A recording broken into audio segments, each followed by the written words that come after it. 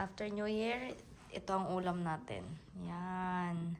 Bagoong with sili. Tapos ito lang, wala ko ibang gulay eh. Tapos pansit.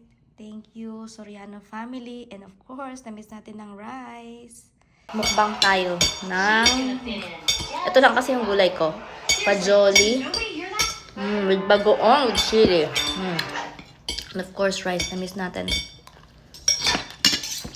Tapos ito may fishball. Good balls. Chami to, chami pala to. Binigay ng Filipino friend natin.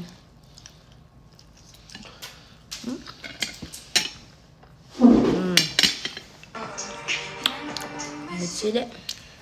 Bagoong.